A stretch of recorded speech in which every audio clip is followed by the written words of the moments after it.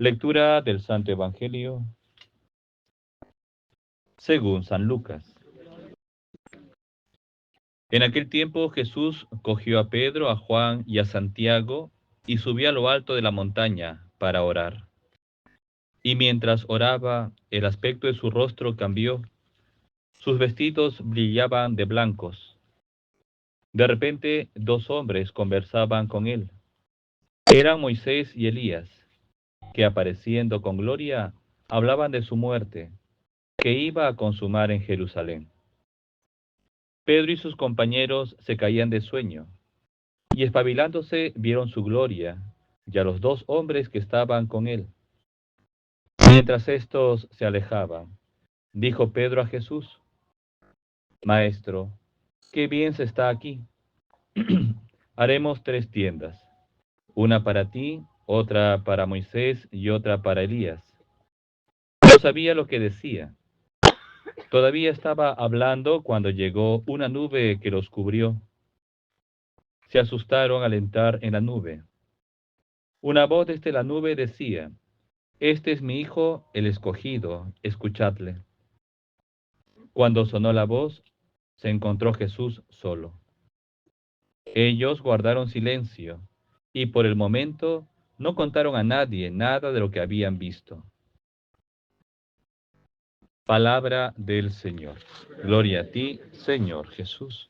Pueden sentarse un momentito. En el nombre del Padre, y del Hijo, y del Espíritu Santo. Amén. Mis queridos hermanos en Cristo Jesús, estamos celebrando ya esta Santa Misa en el segundo domingo del tiempo de Cuaresma. El tiempo de Cuaresma es un tiempo penitencial, de preparación, sobre todo del cuerpo y del alma, para acompañar a Jesús en esos últimos momentos de su existencia, cumpliendo esa misión salvadora y redentora con su pasión, muerte y resurrección. Y como decíamos la semana pasada en la homilía, para acompañar a Jesús hay que ir ligeros, porque Jesús va a paso acelerado. Y si yo quiero seguir a Jesús con mi peso, mi casa, mi carro, mis negocios, mi dinero encima, no es fácil, porque con ese peso no se puede seguir a Jesús, me deja botado, ¿verdad? Es un atleta, el Señor. Por eso el tiempo de Cuaresma es un tiempo de purificación de la mente, del corazón y de las obras. Ahora, si el tiempo de Cuaresma es un tiempo penitencial, de conversión, que nos invita pues al arrepentimiento, a la mortificación y a la caridad con generosidad con el prójimo, ¿por qué la Iglesia en este segundo domingo de Cuaresma nos propone la transfiguración del Señor? Hemos escuchado cómo Jesús va a orar, ¿no? Siempre vemos en muchos pasajes del Evangelio cómo el Señor siempre va a hacer oración. Y orar, ¿qué es orar? ¿Qué es hacer oración? Hablar con Dios. Solo se puede orar a Dios, ¿no? ¿Y por qué? Justamente esto era una pelea académica en Alemania en el siglo XIX, ¿no? Y que comenzó también en el siglo XX, porque Dios es un ser personal. Dios, nosotros que tenemos fe, no es una fuerza, una nebulosa, no. Dios es un ser personal, no una persona, porque Dios es uno y trino a la vez. Es Padre, Hijo y Espíritu Santo, y lo veremos a continuación. Bien, por tanto, es una relación de corazón a corazón, ¿no? Orar. Y ahora el Señor se fue al monte Tabor y llevó a 3 apóstoles, a Pedro, a Santiago y Juan, ¿no? Como que iban a ser testigos de este hecho portentoso. Y el Señor se transfigura. ¿Quién es Jesús? En Navidad celebramos el nacimiento del Hijo de Dios, pero nuestros ojos, ¿qué ven? Un bebé, chico, desnudo, pobre materialmente, en el silencio, en el anonimato. Y ese niño es el Hijo de Dios. Hay que tener fe para creer esto. ¿Quién es Jesús? Ese hombre que murió crucificado. El castigo de la crucifixión era el peor castigo para el hombre más terrible en el mundo. La cruz es, como dice San Pablo, escándalo para los judíos, necedad para los griegos. La cruz es un signo de contradicción. Si Jesús es el Maestro, el Mesías y más todavía el Hijo de Dios, ¿por qué es crucificado? Claro, todos los seguidores de Cristo, con este suceso, pues es un cortocircuito a su mente y a su corazón. ¿Qué nos dice la fe? Ese hombre que muere crucificado en la cruz, derramando su sangre, es el Hijo de Dios. Dios hecho hombre. Bien, no es fácil frente al tormento, frente al dolor, frente al sufrimiento, frente al pecado, frente a la caída, a la debilidad. No es fácil reconocer esto. Por eso Jesús, y este es el sentido por el cual en este segundo domingo se presenta el Evangelio, la transfiguración del Señor, Jesucristo quiere fortalecernos en nuestra fe. Tiene dos motivos. Uno es fortalecernos en la fe y segundo, fortalecernos en la esperanza. Fortalecernos en la fe. Ese hombre es el Mesías Salvador, el Hijo de Dios. ¿Quién es Jesús? Es Dios hecho hombre. Él es el camino, Él es la verdad, Él es la vida. Para decir esto hay que tener fe. Y Jesús mismo nos revela, porque vemos externamente el caparazón, su rostro, su color de piel, etcétera, pero lo más importante en una persona no es lo que va por fuera, sino lo que va por dentro, el corazón. ¿Sí? Igual cuando nos dan un regalo, en nuestro cumpleaños, ¿no? Por más bonito que sea la caja, el papel dorado, el listón y todo, por dar foto, ¿no? Para publicarlo, ok. Pero lo más importante no es el contenedor, sino el contenido. ¿Sí? Entonces por más bonito que esté la caja, lo abro, ¿verdad? Bien, igualmente, Dios, Jesucristo, manifiesta su divinidad. Por eso la transfiguración. Sus vestidos brillan como la luz, su rostro brilla como el sol.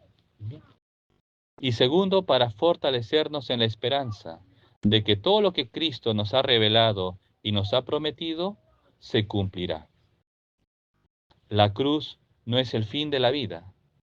La cruz es el medio y el instrumento para alcanzar la salvación, para llegar a la resurrección. Y sigue el texto que se presentaron dos personajes, Moisés y Elías. Moisés, que representa la ley de los judíos y toda la estructura religiosa del pueblo de Israel. Y Elías representa a toda esa comunidad de los profetas que anuncian la venida del Mesías Salvador. Bien, con esta presencia se manifiesta que Jesús cumple la palabra de Dios. Él cumple la ley, Él es la ley. Y Él es el Mesías esperado por el pueblo de Israel. Sigue el pasaje y a continuación Pedro, ¿no? Dicen que los apóstoles estaban como durmiendo, ¿no? Durmiendo, seguramente han comido frijoles, entonces están ahí ya fermentándose, ¿no? Se quedaban dormidos, pero cuando despierta y ya no ve a Moisés y Elías, dice, Señor, qué bien se está aquí. Y es cierto, cuando nuestro corazón y nuestra mente se acerca a Dios, cuando buscamos al Señor con humildad y con sencillez, sentimos una paz en nuestro corazón. Ahora, la paz no es solamente que no haya guerra, sicariato, robos, asesinatos. No. La paz exterior es fruto de la paz interior.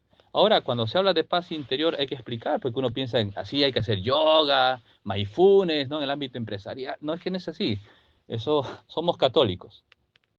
Y ni el yoga y el mindfulness, en el fondo, surge de la religión hinduista y se invoca a un dios entre comillas, a un demonio del hinduismo. Sin darnos cuenta, mucha gente invoca al demonio. A veces para una clase no hay que explicar más, ¿no? Pero en el fondo, la paz interior es el encuentro con Cristo Jesús. Es dejar que Cristo entre a nuestras vidas. En la Santa Misa está el rito de la paz, ¿verdad? Y el sacerdote dice, reciban la paz, ¿no? Dense fraternalmente la paz. ¿Quién es la paz? Cristo Jesús es la paz. Dense la paz significa el Cristo que vive en ti, comunícalo a los demás. Por eso cuando dice dense la paz significa decirle, hermano, bueno, que Cristo vive en ti, que realmente el Señor esté en tu corazón. Ese es el sentido de la paz, no es, oh, hola, chócala, no sé qué. No, no, que no es así. Ni siquiera es un acto de reconciliación. Es desear que a la otra persona viva en Cristo Jesús. Solo Dios nos da la paz en el corazón. Bien, y se hace presente la Santísima Trinidad en estas figuras. El Hijo es Jesucristo nuestro Señor. La nube, ¿a quién representa? A Dios Espíritu Santo. Exactamente, a Dios Espíritu Santo. Y la voz representa a Dios Padre. ¿Y qué nos dice Dios Padre? Este es mi Hijo, el escogido, escuchadle. Ya no es un hombre, ya no es Moisés ni Elías, quien da testimonio de que este hombre es el Mesías. Es Dios mismo quien da testimonio de que este hombre es Jesús, el Mesías Salvador. Más todavía, es el Hijo de Dios. ¿Y qué nos dice el Padre? Que tenemos que escuchar su voz. Por eso es importante hacer oración y en este tiempo de Cuaresma un poquito intensificar nuestra oración personal y también promover un poquito también la oración en familia, ¿no? Bendecir los alimentos, como ahora venimos a la Santa Misa. Es importante, sin olvidarnos que Dios habla bajito. Por eso también es importante cuando hagamos oración tener un momento de silencio exterior y un silencio interior, de la memoria, de la fantasía, de la imaginación, recuerdos, para dedicar ese tiempo y consagrarlo al Señor, sean 5 minutos, 10 minutos, cada uno según nuestras propias posibilidades. Por tanto, queridos hermanos, fortalezcamos nuestra fe. Ahora, en este tiempo de Cuaresma tendremos muchas tentaciones, en todos los sentidos, ¿no? Lujuria, la avaricia, la envidia, el odio, los celos, el rencor, resentimiento, pereza, etcétera. ¿Qué tenemos que hacer? Perseverar en el bien. Cuando estemos tristes, agobiados, agotados, cansados, desanimados, depresivos, ansiosos, tenemos que levantar los ojos y contemplar la cruz de Cristo. Jesús es el camino, la verdad y la vida. Él nos dará consuelo, Él nos dará fortaleza y Él nos dará esperanza. En el nombre del Padre, y del Hijo, y del Espíritu Santo. Amén.